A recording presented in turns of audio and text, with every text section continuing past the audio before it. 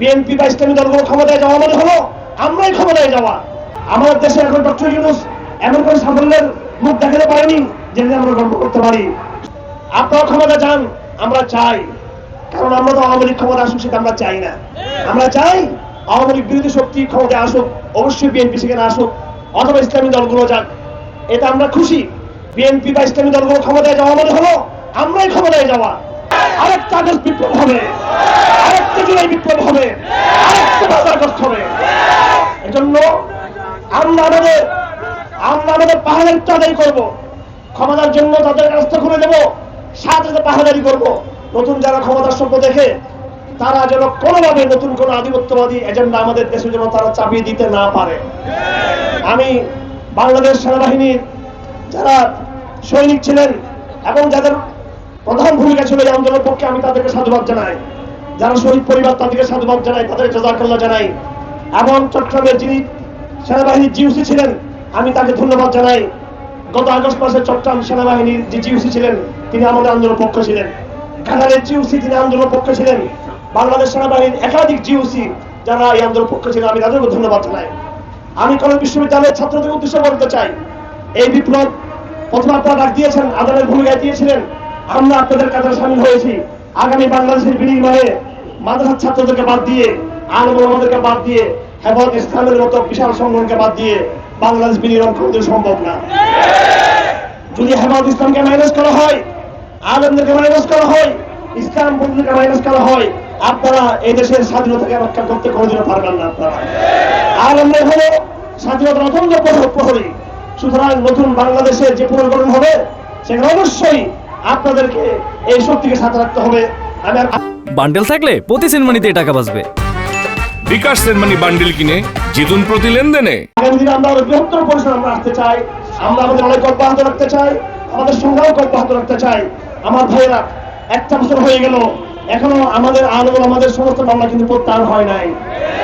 এখনো কারাগারের মধ্যে আমাদের আশিক রসুল ভাইরা রয়ে গেছে। এখনো পরিপূর্ণ ইনসাফ কিন্তু কায়েম হয় নাই। এখনো বাংলাদেশের মানুষের অর্থনৈতিক মুক্তি কিন্তু হয় নাই। বরং দেশে চলছে বিশৃঙ্খলা, অরাজকতা এবং নানা রকম সমস্যা নিয়ে আমাদের দেশের জর্জরিত আমাদের দেশ। আমাদের দেশে এখন ডক্টর ইউনূস এমন কোন সাফল্যের মুখ দেখাতে পারেনি যেটা আমরা গর্ব করতে পারি। সুতরাং আমি আশা করব যে আগামী দিনে যেন অবশ্যই দেশকে একটা ভালো দিকে নিয়ে যাওয়া হয়, আর মাথায় আমরা রাজপথে থেকে আমরা আমাদের ভূমিকা আমরা আদায় করবো। সমাজ ওলামা একরাম এখানে বিদগ্ধ ওলামা এখানে রয়েছেন।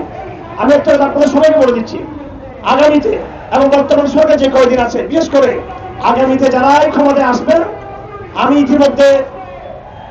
ইতিমধ্যে ছাত্র আন্দোলনকে বলেছি, ছাত্রদের দায়িত্বশীলদেরকে বলেছি, সেনাবাহিনীকে বলেছি এবং দেশের বিভিন্ন রাজনৈতিক দল বিএনপিকে আমরা বলেছি, একটা কথা বলে দিয়েছি, আগামী দিনে বাংলাদেশে সরকারের যারা আসুক ওলামা একরামকে সরকার অবশ্যই দেশের সরকারের জন্য পথ খুলে দিতে হবে।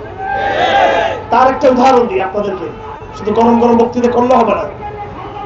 ধরেন এখানে আমাদের এনামুল মাদানী সাহেব আছেন, আরো ওলামা একরাম আছেন, যদি ওনাদেরকে যারা ভালো আরবি পারেন, ভালো যারা যোগ্যতা রাখেন, আমরা যদি, আমি সরকার বলেছি, আসিফ নজরুলকে আমি বলেছিলাম যে বিদেশি এমবেসি গুলো আপনি দেখবেন, কাতার, দুবাই, সৌদি আরবের এমবেসি গুলো দেখবেন, সেখানে আমরা মাছি মারতেছি, এখানে কোনো কাজ নেই তাদের। সেখানে আমি বলেছি বিদেশের আরব দেশের সব দূতাবাস গুলো কবি আলমদেরকে দিয়ে দেন, দেখবেন বাংলাদেশে অর্থনৈতিক উন্নয়নের বন্যার জোয়ার হয়ে যাবে এখানে ইনশাআল্লাহ।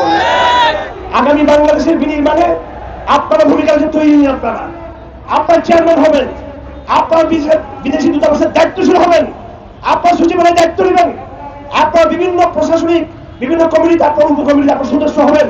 দেশের প্রত্যেকটা সেকশনে এক আহমদ খান সাহেব গিয়েছে ধর্ম মন্ত্রণালয়ে। আমি স্পষ্ট বলতে চাই, শুধু ধর্ম মন্ত্রণালয় নয়, প্রত্যেকটা মন্ত্রণালয়ে ওলামা একরাম তাদের ভূমিকা রাখতে পারে। আমরা অর্থ মন্ত্রণালয়ে যাকাত ফান্ড কায়েম করে এদেশের অর্থনীতির চেহারা পাল্টে দিতে চাই। আমরা শিক্ষা মন্ত্রণালয়ে শিক্ষা কমিটিতে আলেমদেরকে যুক্ত করে এদেশের শিক্ষা ব্যবস্থায় নতুন এক জোয়ার, আমরা নতুন এক সাংস্কৃতিক ইতিবাচক জোয়ার আমরা আনতে চাই।